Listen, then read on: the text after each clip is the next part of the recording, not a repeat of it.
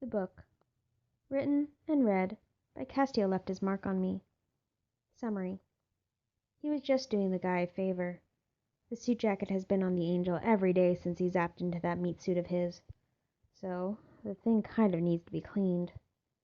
Dean was just doing him a favor and washing it. He didn't expect to find what he did in the pocket, but he found it, and now he's kind of pissed. It is a rare moment to see it hanging on anything other than the Angel's broad shoulders, but there it is now, draped carefully over the back of one of the study's chairs. The black suit jacket seems so normal in its current state. It could belong to anyone. It would never be the most stylish, Dean thinks, but it could belong to anyone. Resting casually on the wings of this old wooden seat, no one would ever think that such a plain jacket could belong to an all-powerful angel. Dean frowns. He isn't as all-powerful anymore. No, Castiel is getting weaker each day, and Dean can see it. It's not only the dark circles and the bags under his eyes, but it's other things too. The guy's yawning. He's sweating. He's stretching out his muscles and cracking his bones because he's getting tired. Such things shouldn't make Dean so sad, but they do. When they come to the Angel, they really do.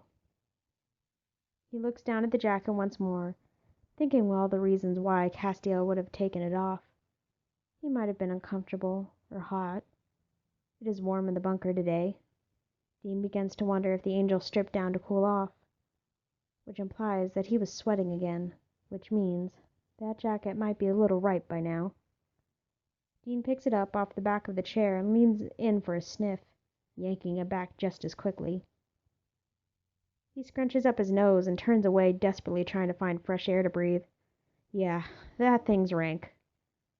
He has to do some laundry anyway, and he knows how to clean these things. Hell, he's cleaned them in motel sinks dozens of times.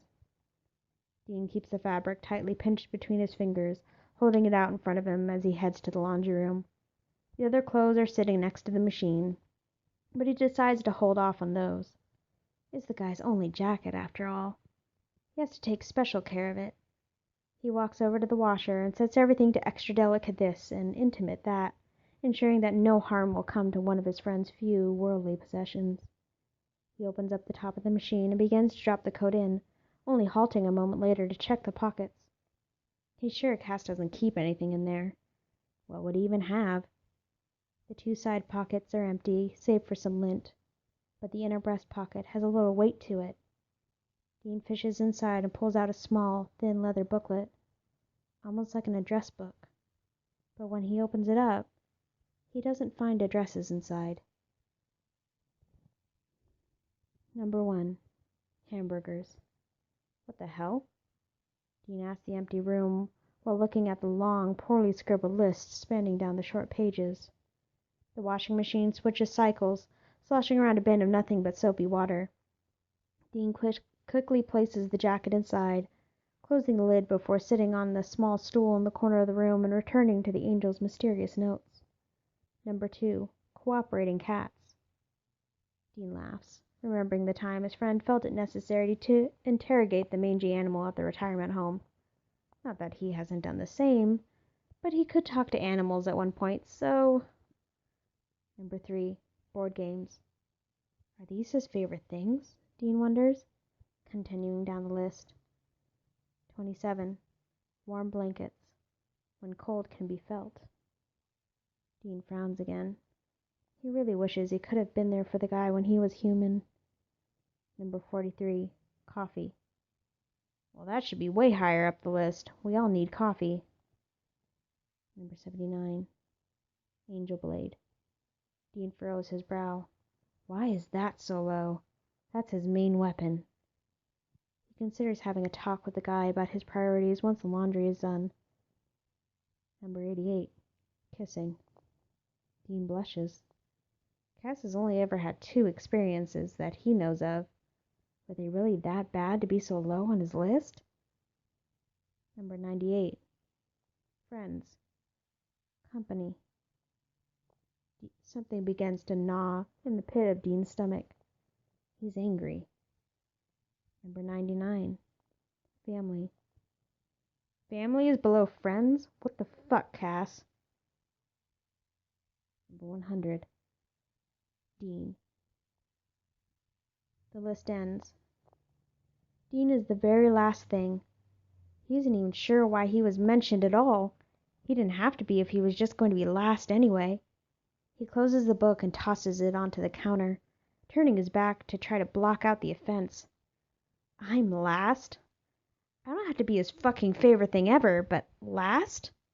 His ears start to burn as he wrings his hands together. Bees were number fucking 64, but I'm last, Dean huffs, pushing himself off the tiny stool and marching across the room. He knows he shouldn't be this irked by the book, but last? He thinks about the list for the next 2 hours, being less careful with the rest of the jacket's cleaning processes, the more the messy numbers dance in his head. He spitefully turns the dryer to extra hot, thinking maybe it'll shrink it a little. Maybe. Number 49 was honey. I didn't beat out fucking honey. The jacket finishes in the dryer, still normal sized and now much nicer smelling. Dean is relieved, even though he's still pissed. He wouldn't want to ruin the guy's only clothes, no matter how angry he is with him. He emerges from the laundry room once the other wash has started, heading back to the study with the jacket draped over one arm and the small book in his other hand. He comes in to find Castiel sitting stiffly in the chair where he found the mangy thing in the first place.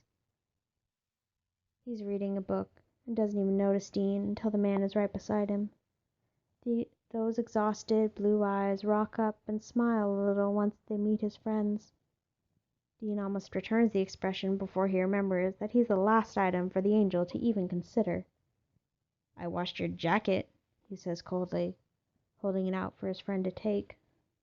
Castiel looks at it, his features smoothing over as wonder and surprise rushes over them. You didn't have to do that. That is very kind of you, Dean. Thank you. He pulls the coat softly from his hand and returns it to the back of the chair. Yeah, well, it stunk.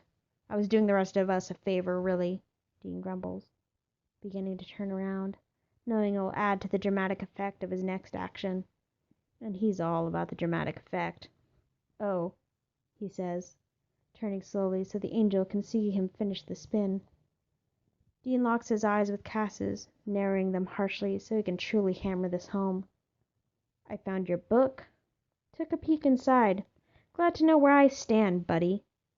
He tosses the leather booklet over so it slides across the long table in front of the angel.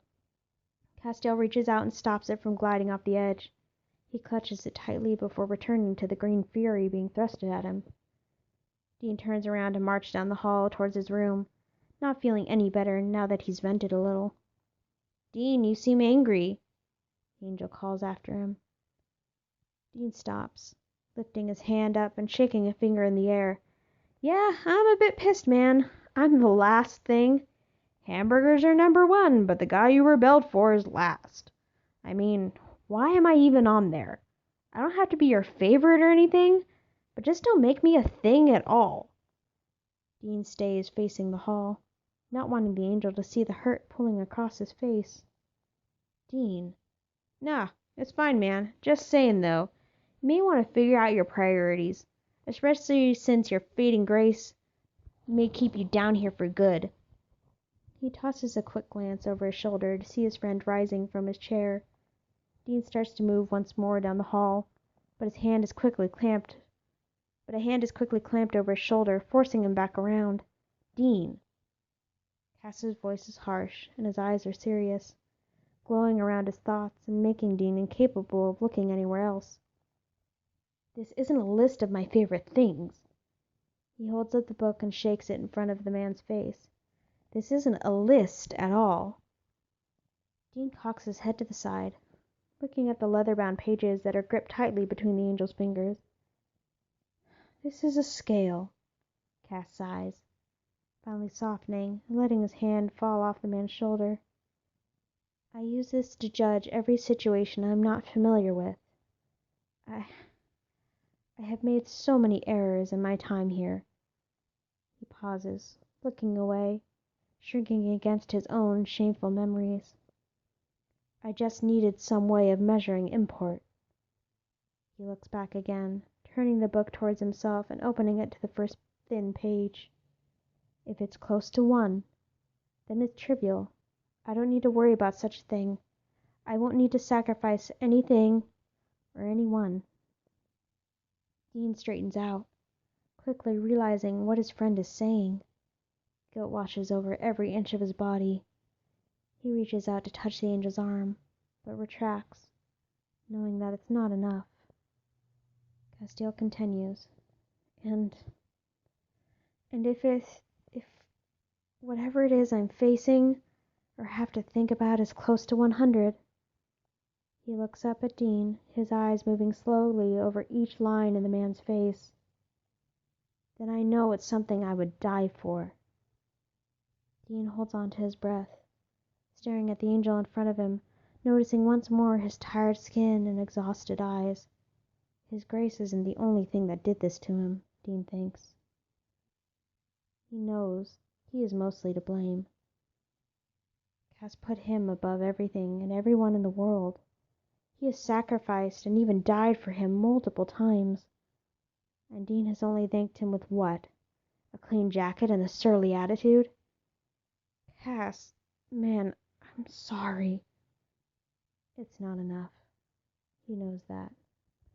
Castiel smiles softly, shaking his head as he lowers the book once more. It's all right, Dean. I can understand the confusion. The angel's smile drops as he turns and begins to walk away, but Dean stops him before he can pull any further. No, for everything, Cass. I am so sorry for everything.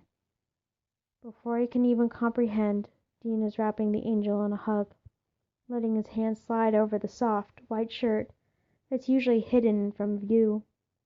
Its fabric is thin and worn.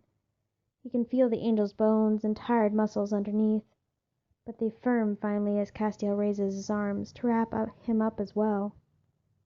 They stay in the hall, holding each other tightly for too many moments, not realizing how much time is passing. But it doesn't matter, because on a scale of hamburgers to Dean Winchester, a man hugging his angel has to be pretty damn important. End. Thank you for listening. If you enjoyed this story, please leave kudos and comments.